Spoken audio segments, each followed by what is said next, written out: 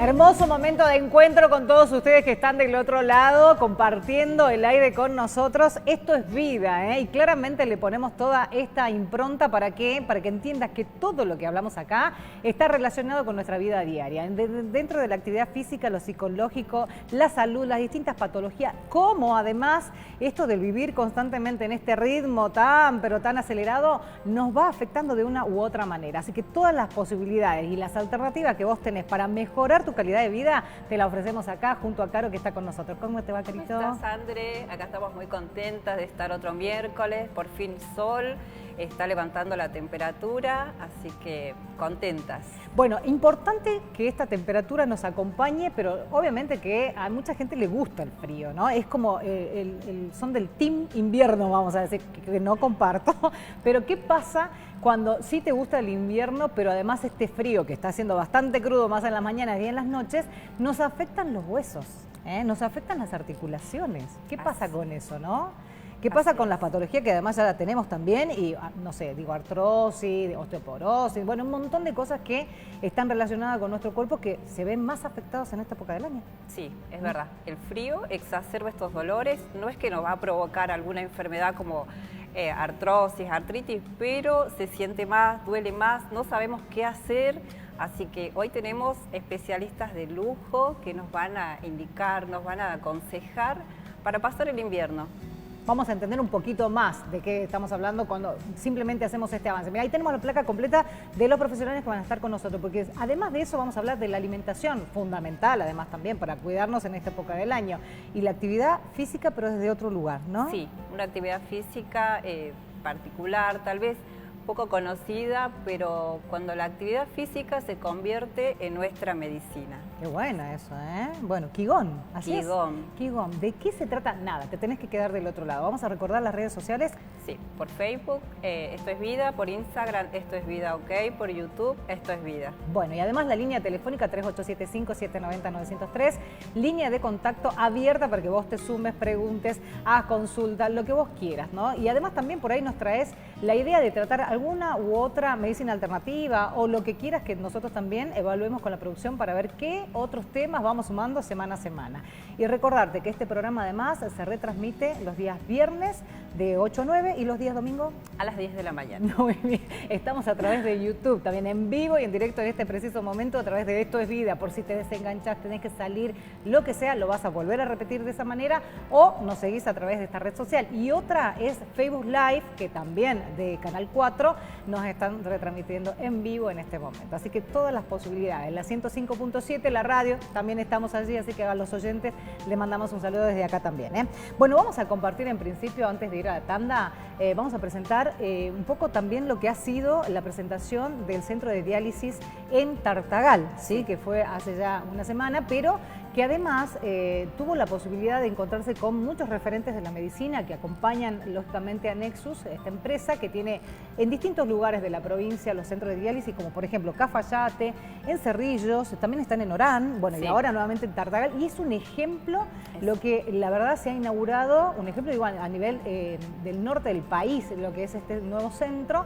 Y bueno, hemos tenido la posibilidad nosotros de dialogar con quienes han estado acompañando y en esta oportunidad estuvo, si la producción me dice estamos en orden con esto, con el secretario de Gobierno de Tartagal que nos ponía a consideración también esto, ¿no? La política en sí también es parte de todo lo que tiene que ver con salud porque atiende las demandas de la gente, de qué manera ayuda efectivamente a los gobiernos que están hoy llevando adelante bueno, una gestión, en este caso Tartagal. Así que bueno, vamos a compartir eso y también obviamente profesionales que han venido de distintos puntos de la provincia a acompañar la inauguración de este centro médico.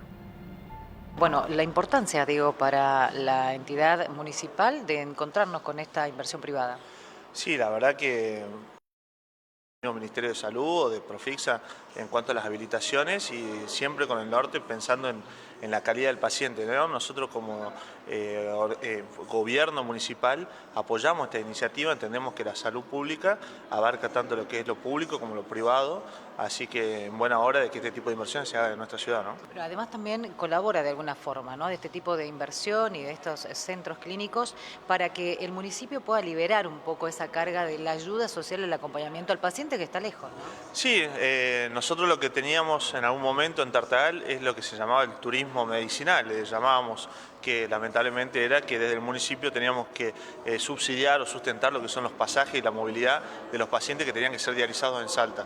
Hoy que puedan encontrar esa posibilidad en Tartagal y encima de calidad, es un alivio bastante también para el contribuyente, ¿no?, que puede ver por ahí esa inversión en otras mejoras, como ser en las inversiones que necesita hoy Tartagal para desarrollarse, ¿no? Bueno, ¿se va a trabajar en conjunto con esta institución privada? Sí, ya tuvimos algunas charlas, algunos acercamientos con el doctor Espeche. Nosotros tenemos una buena relación con todas las instituciones privadas, con todas las empresas y sobre todo de salud. Comprendemos también que el hospital hace un gran esfuerzo, la salud pública hace un gran esfuerzo por cubrir las necesidades de los pacientes, los recursos son limitados y creemos que la parte privada también debería poder participar en prestar atención a las personas que carecen de obra social.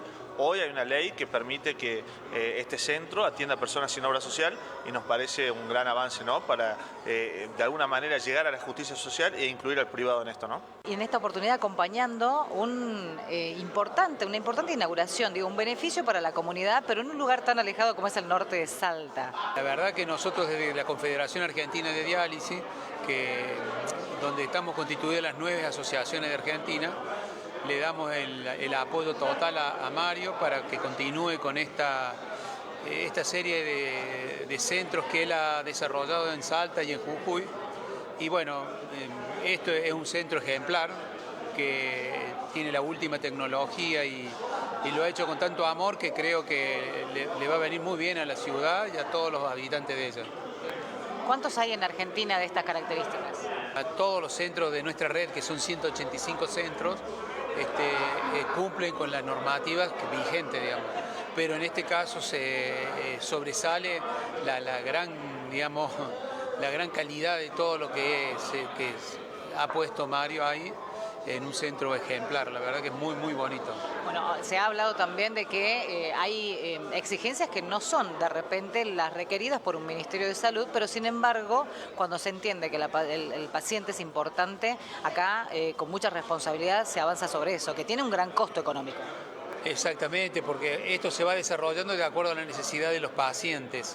Y son pacientes muy especiales porque son enfermedades crónicas que acuden al servicio 3 veces por semana, se quedan 4 a 5 horas en el establecimiento y en ese tiempo uno le brinda un montón de cuestiones que, si bien no es una exigencia, sino, por ejemplo, sentarse a almorzar o a merendar con los compañeros y con los enfermeros, viene muy bien para los pacientes psicológicamente, los apoya.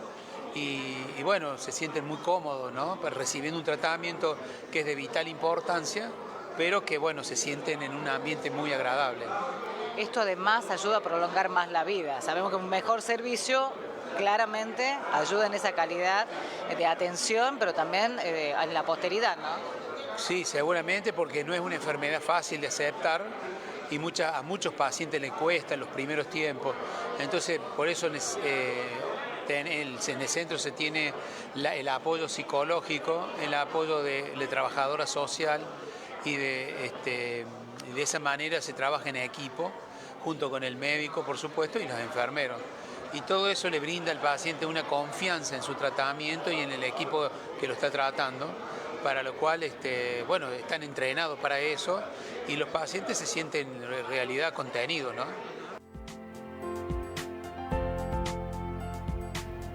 Mucho con volumen. Bueno, y nosotros anunciamos recientemente cuál iba a ser el tema que hoy vamos a tocar en el día de hoy. Por lo tanto, saludamos al doctor Vicente Juárez, él es reumatólogo, está con nosotros. Además, está al frente del espacio de reumatología del Hospital del Milagro, o sea que es jefe de este sector y es importante que esté con nosotros para hablar del frío y cómo hacemos para sobrellevar estas situaciones que la verdad nos afectan muchísimo si hemos tenido alguna o si tenemos alguna patología relacionada con nuestros huesos, articulaciones, o si además hemos pasado algún proceso seguramente durante nuestra vida y hoy nos condiciona mucho esto de movilizarnos fácilmente por el frío y el efecto que esto causa en nuestro cuerpo. ¿Cómo le va, doctor? Bienvenido. ¿Qué tal? Muchas gracias. Buenas tardes. Por favor, ¿eh? Bueno, ¿es así? ¿Nos afecta el frío? ¿Nos inmoviliza? ¿Nos pone tensos, duros? Y el frío en general, digamos, no afecta directamente por el frío en sí a las articulaciones. Pero hay personas que con el frío le duelen las articulaciones, ¿sí? Eso se explica algo por algún cambio en la presión atmosférica más que por el frío, pero sí, en la práctica diaria uno ve que cuando hace frío hay pacientes que le duele la rodilla, le duelen las manos y bueno, es como un fenómeno que muchas veces inducido por el frío. ¿Sí? Ajá, bien. Y ahí bueno, estaríamos hablando de artrosis, ¿no? Claro, Principalmente. sí, dentro de las artrosis también hay gente que dice me duelen las cicatrices, o sea, son algunos síntomas que los pacientes refieren y que están asociados al frío. Pero en sí el frío no empeora las enfermedades reumáticas, o sea, puede sentir más dolor a lo mejor con el frío y eso, pero no está demostrado que eso empeore la evolución de una enfermedad reumática. Doctor, y si hablamos de datos estadísticos, ¿no? ¿Qué podemos decir? Digo, ¿cómo estamos en relación a este tema? ¿Hay más consulta? ¿Se han bajado las edades en las consultas? Sí, bueno, depende de las patologías, digamos. Hay patologías, digamos, que afectan a diferentes grupos etarios y sexos, ¿sí? Entonces, por ejemplo, si hablamos de artrosis, la artrosis es más prevalente en las personas después de los 55 años, ¿sí? Y a medida que las personas tienen más edad, digamos, hay más prevalencia de la patología. Sobre todo la artrosis en rodillas, cadera, que es, digamos, las articulaciones que cuando comprometen, digamos, llevan a una limitación física, a una pérdida de la capacidad funcional. Bien, y en ese sentido, doctor, ¿qué podemos hacer para prevenir? ¿Se puede prevenir? ¿No? ¿Esto es algo genético? Sí, la medicina hoy en día tratamos de ser preventiva y personalizada, ¿sí? Sí. Entonces hay que personalizar a cada paciente, ¿sí? Y hay que prevenir. Entonces siempre uno, ya he sabido por todo, que lo que hay que empezar es con las medidas no farmacológicas, ¿sí? Que acá, bueno, seguramente ya van a hablar. Las medidas no farmacológicas son una buena alimentación, estar en el peso adecuado, ¿sí? Y hacer ejercicio. Claro. Eso es para todas las personas, ¿sí? Una medida de prevención de sobrepeso, dislipemia, enfermedad cardiovascular, la artrosis también, digamos, si hay más prevalencia de artrosis en los que tienen sobrepeso. Entonces es fundamental estar en el peso adecuado para no sufrir problemas de artrosis, de cadera y de rodilla, que son articulaciones de carga y soportan el peso, lo mismo de la columna lumbar. Entonces, esas medidas que, bueno, todos van al médico y dicen, el médico me va a decir siempre lo mismo, que baje de peso y haga ejercicio. Pero bueno, esas es las medidas más farmacológicas que nos ayudan, digamos, a combatir muchas enfermedades. Y eso sería una especie de prevención. Qué importante, ¿eh? Sí. Doctor, se suele confundir artrosis con artritis. Sí. Porque artrosis se puede decir osteoartritis. ¿Y cuál es la diferencia? Bueno, la diferencia fundamental, ustedes saben que el cartílago es lo que recubre las articulaciones y hace que el movimiento sea, digamos, suave, sin dolor. Ahora, cuando ese cartílago, digamos, se altera, se desgasta, empezamos ya con el dolor porque ese tejido que nos protege, digamos, no cumple su función. Entonces, la artrosis es un problema y una enfermedad del cartílago, ¿sí? Después se afecta la articulación y después se pueden afectar los tejidos que están alrededor de la articulación. Y la artritis es una enfermedad, digamos, sistémica o general, donde uno de sus blancos o sus daños es en las articulaciones, pero puede dar anemia, puede afectar otros órganos. O sea, como que la artrosis es una enfermedad articular y la otra es una enfermedad, la artritis es una enfermedad general, que afecta a las articulaciones principalmente, pero puede tener también daño en otros órganos o tejidos. ¿Cuál de estas dos es la que genera inflamación? De repente por ahí se siente mucho en las manos y genera inflamación. Las dos generan inflamación, ¿sí? La artritis es más inflamatoria, pero la artrosis, que antes se pensaba que era una enfermedad degenerativa, de desgaste por la edad, también produce inflamación. Y a veces los pacientes vienen con la articulación inflamada, roja, caliente, que son los síntomas de la artritis, ¿sí? Sí, entonces, claro, tanto en la artrosis como en los otros tipos de artritis hay inflamación. Doctor, ¿qué hay de cierto en esto de que me duele una articulación, me duele un hueso, va a cambiar el tiempo?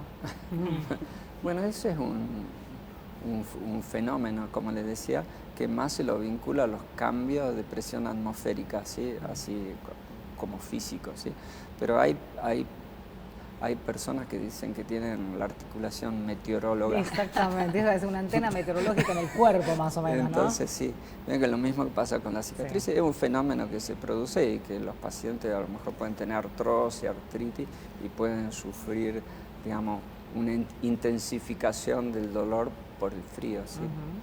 Pero eso generalmente dura unas horas, claro, un día, no es algo permanente. ¿Sí? Bien, ahora, ¿esto es genético también? ¿Uno o es hereditaria, digo, la enfermedad? La enfermedad sí, no es así, hay como una predisposición genética, no hay un gen así que esté identificado, pero puede haber varios genes, son multigénicas, que digamos dan la predisposición a tener la enfermedad. Siempre en la enfermedad hay factores genéticos y factores, digamos, desencadenantes. Entonces uno, si tiene los genes y está con sobrepeso, claro, tiene la articulación desalineada, entonces todos esos factores que a lo mejor sí se pueden corregir o ayudan a prevenir, es importante.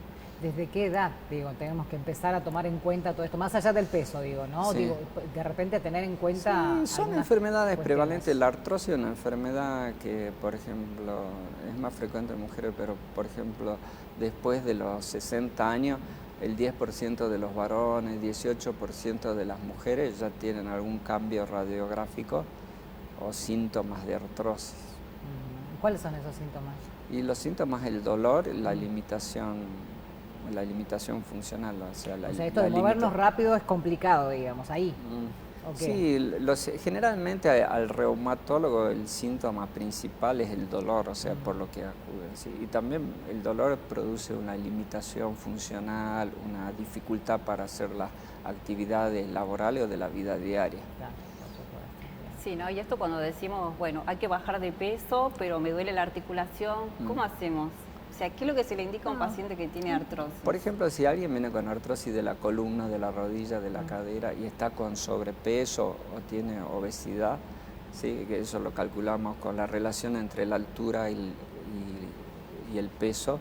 Bueno, ya está comprobado que si bajan 5 kilos, sí, o sea, si están con sobrepeso o obesidad, eso mejora el dolor. O sea, por eso el solo hecho de bajar de peso ya alivia el dolor. ¿Sí?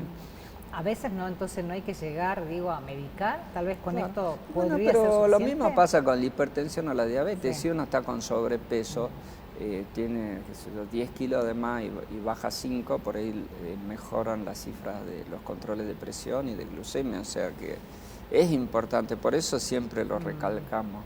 Sí. No es que uno quiera torturarlo a los pacientes, pero a ver, son medidas de prevención y de cuidados que son básicas, entonces por eso uno y hay que reforzar eso cada vez, eso hay educación en eso.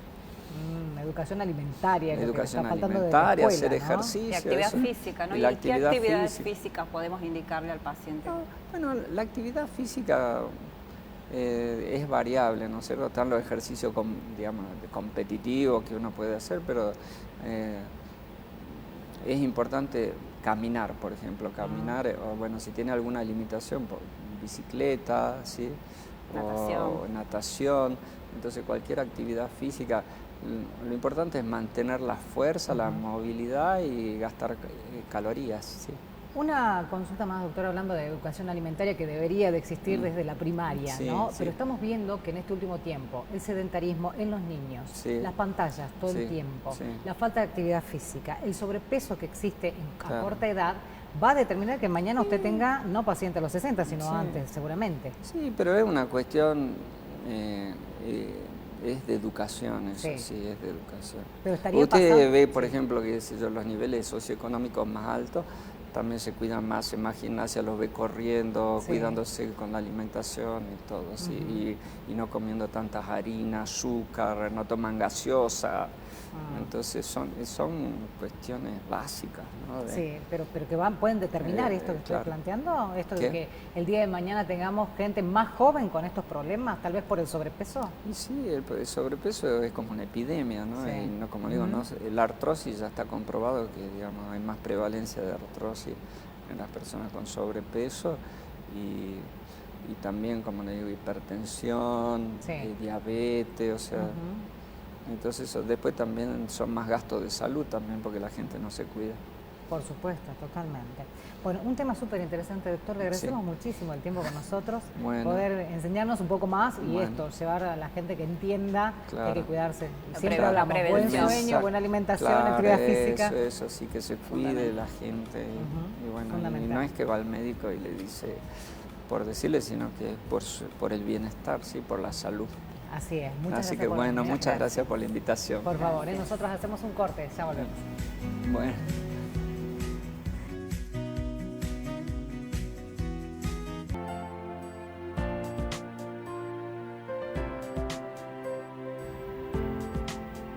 Muy bien, seguimos acá. Y como para continuar un poco con el tema de esto de los dolores que se exacerban en invierno, y que el doctor nos indicaba, hay que alimentarse bien, hay que bajar de peso. ¿Y cómo hacemos, no? Porque el invierno te da ganas de comer más, necesitamos más requerimiento calórico, ¿y cómo hacemos? Así que bueno, por esto invitamos a la licenciada Laura Allende. Ella es licenciada en nutrición y nos va a contar acerca de esto, ¿no? ¿Cómo nos alimentamos en invierno? Bienvenida, licenciada. Muchas gracias, buenas tardes a todos. Bueno, en realidad los estilos de vida que tenemos hoy en día debiéramos tratar de mantener una dieta que sea equilibrada, balanceada, independiente, digamos, los requerimientos que nosotros tenemos por cambios estacionales ya no son tan significativos como antes, pensando, ¿no? Esto que salimos de casa, entramos a un ambiente calefaccionado, nos subimos al auto, prendemos la calefacción, entonces por ahí nuestro cuerpo guarda esa memoria de lo que necesitábamos por los cambios estacionales relacionados también con nuestra alimentación, pero nuestros estilos de vida han cambiado. Entonces, lo ideal siempre sería que nuestra alimentación sea equilibrada, sea balanceada y que realmente nos aporte nutrientes, nos alimente. ¿De qué manera, digo, no? Organizar eso, porque en casa de repente uno no está, la mamá es complicado, llega tarde, no se almuerza como antes, no se hace la ronda, claro, sí. en familiar. Hay un montón de situaciones que se dan en el camino. Horarios extendidos y corridos, salís 4 de la tarde, tenés que comer en el trabajo, digo, hay un Justamente, montón de o sea, es como situaciones. que todos nuestros estilos de vida han cambiado y nuestra alimentación es parte de nuestro estilo de vida, entonces lamentablemente se ve muy afectada para el lado negativo, por así decirlo, con esto que vos mencionás de las jornadas extendidas, por ahí o no comemos o nos cruzamos al kiosco del frente y solamente terminamos adquiriendo alimentos que en realidad más que alimentos son productos alimenticios y más que nutrirnos nos sacan el hambre, digamos, claro, se quedan solamente en esa parte.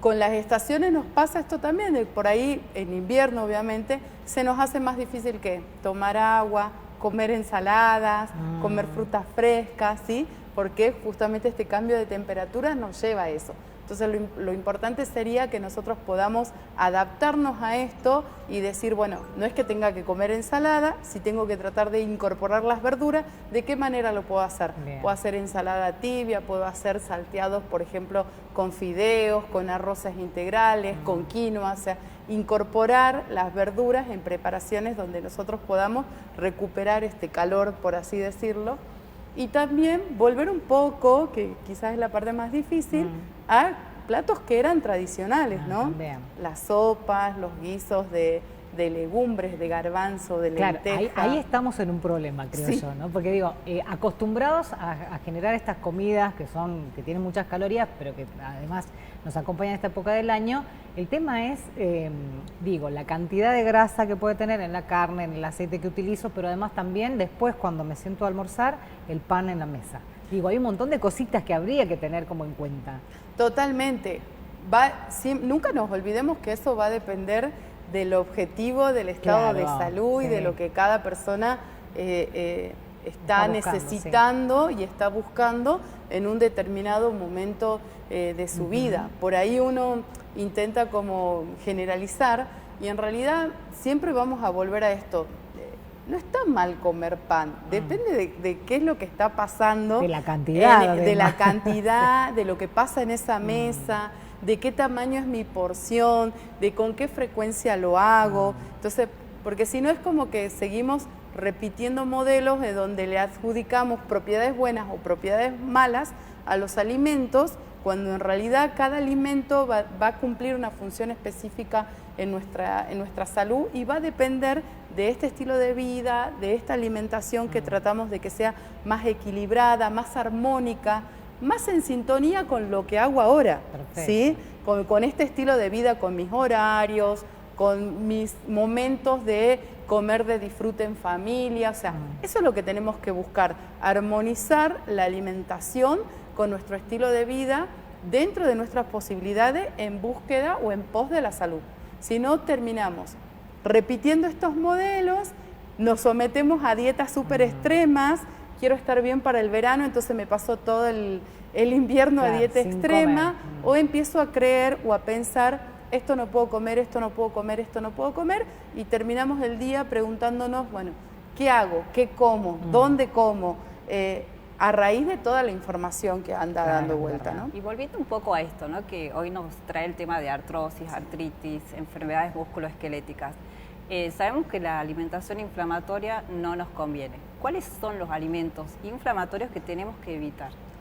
Y seguimos en sintonía, todo lo que está disponible hoy. O sea, lo que la industria alimentaria nos hace, nos vende, no procesado, digamos, ¿no? Ni siquiera es procesado, se llaman ultraprocesados, ¿sí? Son productos alimenticios, y fíjense que hasta de la manera de nombrarlo, no son alimentos, son productos alimenticios en los cuales se utilizan muy poco alimento real o muy poco alimento natural y se les va incorporando diferentes compuestos aditivos, ya desde saborizantes, espesantes, colorantes, edulcorantes. Ejemplo, sopas listas, esto que vienen como con verdura, que debe traer verdura, carne, pollo, no sé qué. La sopita instantánea que me la hago en la tacita, o sea, una vez puede ser, digamos, pero para salir de un paso completamente. Bien. Ahora, si yo todas las noches hago esto porque creo, el tema es que creo que lo estoy haciendo bien, que me estoy tomando una sopa de verdura. No, y además como es, tiene saborcito, pero es líquido, decir, bueno, estoy haciendo una dieta. No, al contrario. Sopas de verduras, las famosas galletitas en todas sus variedades, ¿sí? Las dulces, las saladas, las galletitas de arroz con sabor a queso, las galletitas de arroz. ¿Es preferible una buena medialuna a esto, vamos a decir? No sé si medialuna, bueno, porque dentro de la alimentación inflamatoria, ¿quiénes serían, digamos, los que más nos inflaman, por así decirlo? Claro. Las grasas, o sea, las grasas malas, las grasas saturadas, que ahí la encontraríamos en la medialuna, porque una medialuna viene o con manteca o con margarina, ¿sí? Que son las grasas saturadas. Las harinas súper refinadas, ¿sí? También son proinflamatorias y más todo esto que decimos, la sal, mucho uso de sal también va a tener una acción inflamatoria. Entonces, este trío, digamos, azúcar refinado, harina refinada y grasas saturadas, en general lo encontramos mucho en todo lo que es de consumo rápido, ¿sí? Por eso decimos las galletitas, las sopas instantáneas, los purés instantáneos, los embutidos, ¿sí? Las salchichas, algunos fiambres, ¿sí? Entonces, si nuestra alimentación predomina mucho eso, y acá viene el redoble, a veces hay mucho de esto y además no hay fruta, no hay verdura, no hay legumbre, no hay agua, no hay frutos secos. Entonces, por eso volvemos a esto, ¿no? No se trata de que nunca comamos esto, el tema es que nuestro estilo de vida hace que esto está siempre y esto es como, una vez a la semana me acordé que tenía que comer Debería ser al verdura. revés, entonces. Debería ser al revés. Claro. O sea, que nuestra alimentación Se sostenga tenga en más base a de esto, lo esto natural. y tenga lugar esto, pero en situaciones especiales. Cumpleaños, salidas, no sé, Exacto. de vez en cuando una ida al campo de repente, ¿no? Ese tipo Totalmente, de o cosas. bueno, fuimos al cine y nos Sí. compramos unas papitas o nos compramos una galletita o una golosina. Bien. Entonces, o sea, básicamente ese es el desbalance. Y si nosotros pensamos o analizamos lo que se investigó en relación a qué tipo de alimentación favorece a que estemos mejor cuando tenemos enfermedades inflamatorias, digamos, como pueden ser las reumáticas y esto, es más el patrón de lo que sería la alimentación mediterránea, ¿sí? O sea, la alimentación del otro lado del planeta, que acá particularmente además en Salta consumimos muy poco pescado, ¿sí? Somos poco de consumir legumbres, las legumbres pueden estar en un montón de preparaciones, desde dulces y saladas, y para nosotros en general la legumbre es la lenteja y es el guiso, y se nos acabó, o el poroto en el locro, Nada y se más, nos acabó es el verdad. universo de legumbres, digamos. ¿Sí? Entonces eso es lo que hay que tratar de recuperar, volver más a alimentos reales, sin tanto procesamiento. Si lo podemos preparar en casa, mejor todavía, pero si no, buscar alternativas en el mercado donde tengamos algo más similar a una preparación casera, digamos, y no tanto esto listo, instantáneo para consumir. Bien, ok. Lo importante, ¿no? Cocinar en casa. ¿sí? Ese Bueno, es el todo un punto. reto hoy, digo, con esta falta de tiempo, pero si uno se organiza se puede. Total, y ahí diste en el punto clave. La clave para tener una alimentación más armónica es justamente planificar. Si yo estoy pensando cuáles son mis horarios, cuál es mi ritmo de trabajo y pienso cómo quiero comer, puedo hacer compras semanales. Hay mucho que puedo hacer adelantado, sobre todo, por ejemplo, yo todavía tengo el recuerdo de que las legumbres eran re complicadas de cocinar, ¿no? Pero digo, si lo hago con anticipación, Claro. yo el fin de semana ya las dejé en remojo, ya las cocí y las tengo en el freezer. Entonces vengo, las saco y las agrego a guisos, a ensaladas tibias, a estofado, a lo que yo quiera. Bien. Y lo mismo podemos hacer con las verduras. Lo importante acá, y esto lo traigo a colación porque además también lo viví, digo, es la planificación familiar, porque cuando uno habla, yo quiero bajar de peso, yo quiero estar mejor, pero tengo que hacerlo con el entorno, porque si no es muy difícil, digo, tengo que preparar comida para mí y además para los chicos otra cosa, para el marido otra cosa, para el abuelo otra. Entonces digo, se puede hacer una planificación familiar. Y debiera ser familiar, ¿no? Con esto que vos también estás mencionando, si yo pienso que soy yo la que me quiero alimentar mejor y hago algo para mí, algo para mis hijos, algo para los abuelos, eso hace ya de entrada Desgaste que, total. además del desgaste físico, Económico. mental para pensar Sí, diferentes todo. preparaciones, económico, hace que sea insostenible. O sea, poniendo mucho esfuerzo, mucha voluntad, quizás lo puedo llegar a mantener un mes, pero va a llegar un momento en donde yo no voy a poder seguir sosteniendo ni económicamente ni de disposición para la elaboración 3 preparaciones diferentes. Sí, y hay que buscar un punto de acuerdo, ¿no? Porque a veces no solamente es bajar de peso, sino que hay integrantes de la familia que tienen alguna condición de salud especial. Y me animo a pensar que ni siquiera es bajar de peso, es ganar salud Pero además, a partir de claro, alimentarnos mejor. pero vamos a esto de nuevo. Si yo pienso solamente en un tipo de alimentación para mí y para mis hijos otra cosa, en esto, un proceso algo rápido, digo, ¿qué les estoy enseñando también? O sea, digamos que si es integral, es diferente. Totalmente. Y ahí pensar esto de que, o sea, si a mí, adulto, que tengo la idea de que quiero comer mejor, me cuesta, obviamente que a los chicos también le va a costar.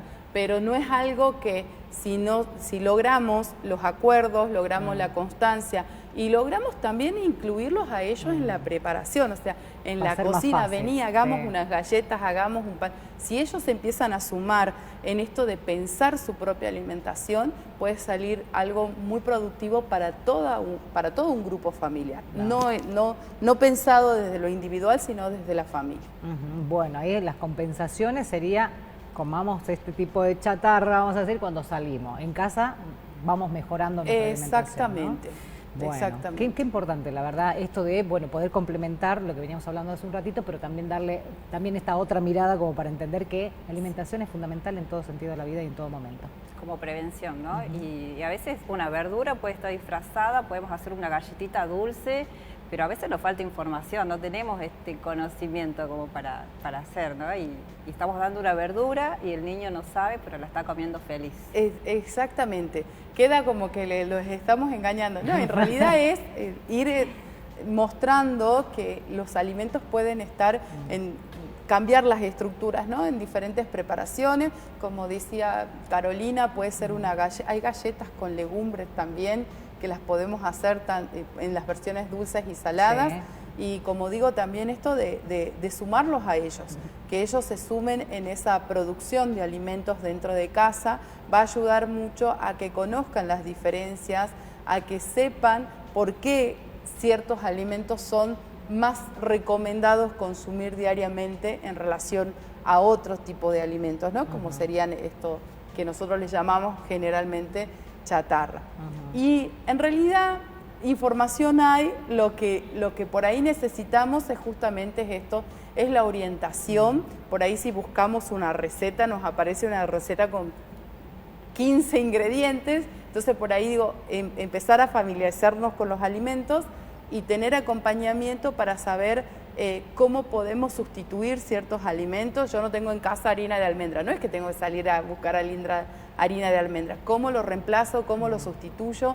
¿Cómo hago algo que sea sano, más económico, más accesible para todos quienes forman parte de la familia? Bueno, la verdad que las políticas públicas a veces están muy desorientadas, ¿no? Entonces, ¿qué es lo que pasa? Que el común de la gente entiende, o aquellos inclusive que tienen la asistencia alimentaria, que solamente el arroz y solamente el fideo, ¿no? Entonces es difícil sacarlo después de ese mismo entorno, ¿no? ¿Cómo hacerle comprender que tal vez esto a la larga es perjudicial y es mucho más caro porque terminas obviamente medicado con alguna patología, cuando sí, a eso lo cambiamos por fruta o verdura, nos puede acompañar de otra manera, ¿no? Totalmente, y ahí diste también menciona algo muy importante, que es lo de la mayoría de los programas de políticas públicas que están orientados a ya sea la entrega de alimentos o la entrega del dinero para la compra de alimentos, no están acompañados de educación alimentaria.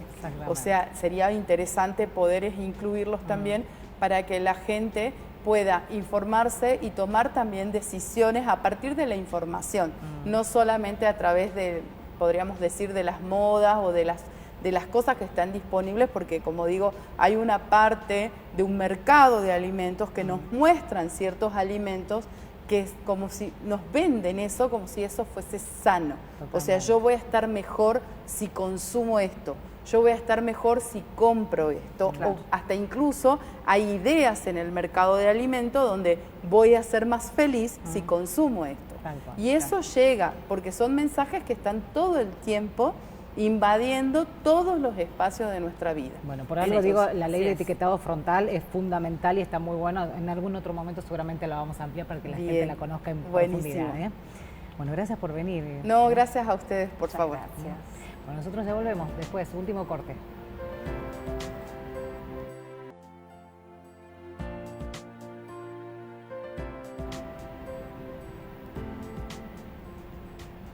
Muy bien, acá estamos. Como lo anticipamos al principio, ¿no? Dijimos cuando la actividad física se convierte en tu medicina. ¿Y quién mejor para contarnos de esto, de una práctica ancestral como el Qigong o Qigong, también conocido, ¿no? Acá tenemos al profesor Gustavo Llanelo y él nos trae esta práctica y hoy nos va a contar de qué se trata. Bienvenido. Bienvenida. Bien, muchas gracias por la invitación. El Qigong es una disciplina, como dice Caro, es milenaria y la verdad que hoy está en auge por toda la situación que estamos viviendo, tanto desde el punto de vista físico como desde el punto de vista emocional. Yo le escuchaba a la licenciada hace rato de nutrición decir dos palabritas clave que hablaba, decía armonía y equilibrio. Eso se refería a la parte de alimentación, pero si nosotros esas dos palabras la podríamos implementar en nuestro interior, diciendo, si yo le doy a mi cuerpo armonía y equilibrio, cualquier tipo de alimentación me puede venir bien. O sea, no es que no esté de acuerdo con la alimentación sana, pero ¿qué pasa si yo me alimento en forma sana, pero de pronto estoy sufriendo un cuadro de estrés? Claro. ¿Cómo aterriza esa alimentación que me tiene que provocar energía? Va a ser totalmente negativo. O de pronto me alimento bien, pero tengo un problema intestinal o tengo un problema de hígado ya focalizado, que ya se encuentra en la realidad, no que supongo, sino que ya está, identificado. ¿No? Entonces, ¿cómo hago para que esa alimentación realmente provoque ese efecto positivo que yo quiero? Entonces, ¿qué es lo que tengo que hacer? Primero que nada, yo tengo que estar armonizado. O sea, todo el universo funciona como una dualidad. Energía activa, energía pasiva. Si yo solamente le presto atención a mi energía activa, ¿cuál es la energía activa? Aquella que me lleva a hacer muchísimas cosas a la misma vez. Pero no es porque uno por ahí dice, la verdad que te envidio por todo lo que haces en el día, pero no está tan bueno, porque estoy dejando de lado la otra energía que tendría que estar al mismo nivel. Y enfocándolo desde el otro punto de vista, decimos, hoy estoy un poco depresivo por el día. Bueno, ¿qué pasa? Tengo más alta mi energía pasiva, que tampoco está tan buena. Entonces, toda mi esencia, todo mi ser, tanto físico como emocional, está desequilibrado. ¿Y cómo encontramos ese equilibrio? ¿Cómo encontramos? Con la práctica del Qigong. Muy bien. Ahí viene nuestro gran tesoro, que es la práctica del Qigong. El Qigong es una disciplina china, básicamente, después se difundió por todo el mundo, pero enfoca la parte física y la parte emocional. Entonces, donde se le terminan los argumentos al médico tradicional, comienza la terapia del Qigong. O sea, tengo muchos alumnos que vienen, me dijeron que el doctor tal me mandó porque tengo este problema, seguramente que bueno. Entonces, ahí viene la práctica del Qigong. Entonces, el Qigong hace descubrir en uno cuál es realmente el factor determinante que ha originado el primer síntoma. Porque cuando ya tengo el síntoma, ya la problemática está instalada. Entonces, el Qigong, ¿a dónde va? A atacar la causa. Primero la causa. Entonces, si yo empiezo a hacer una práctica de Qigong, supongamos, viene una persona con problemas de hígado.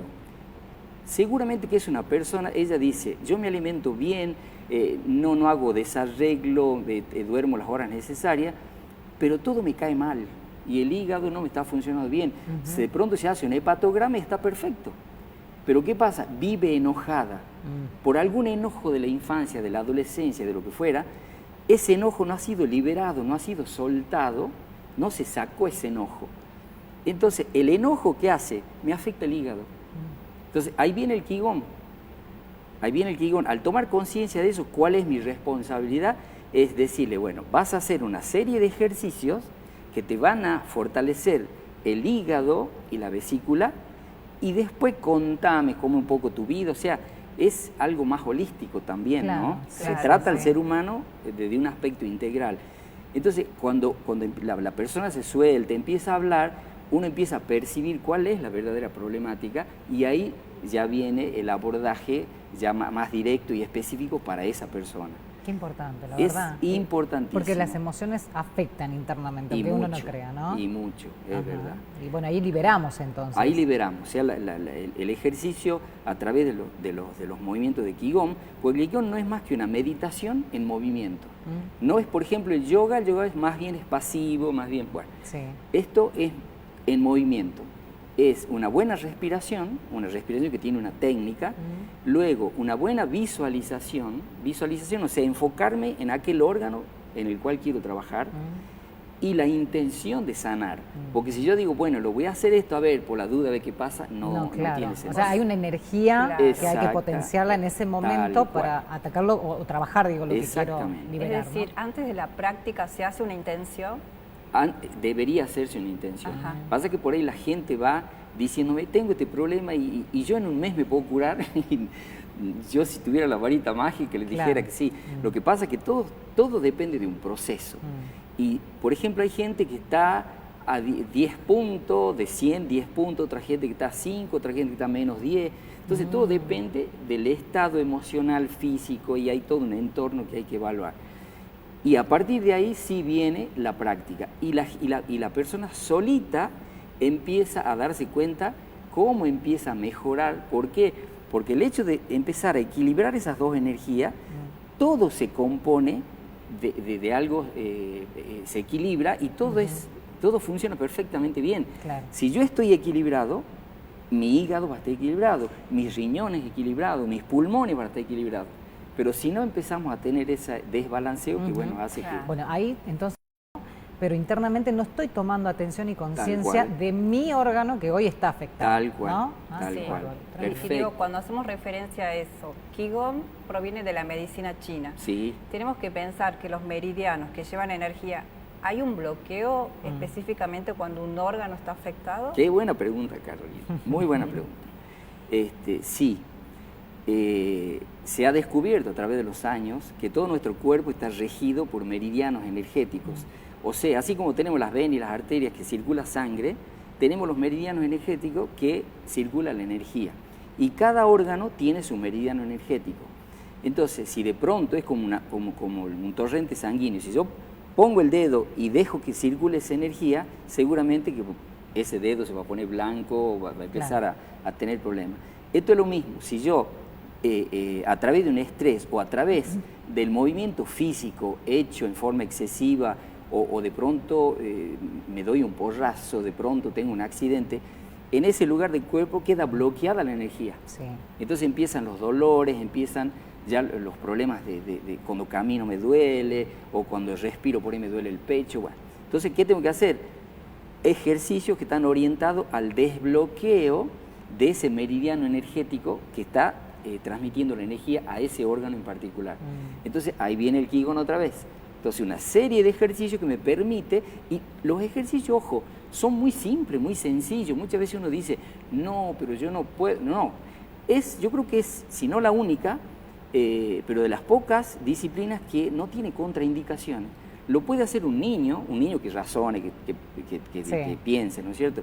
Y la puede hacer también un adulto. Es más, por ahí la gente de la tercera edad es la mayoría de mis alumnos. Y realmente uno los ve funcionar y parecen adolescentes después que encuentran todos los beneficios y practican, porque yo les digo, yo les recomiendo, así como ustedes comen todos los días, se bañan todos los días, hagan Qigong todos los días, pero hagan su Qigong específico. Cuando ya avanzamos en la práctica, ya conocemos los ejercicios, yo digo, bueno, ¿cuál es mi problema? Mi problema es de riñones, listo, hago esta serie de ejercicios.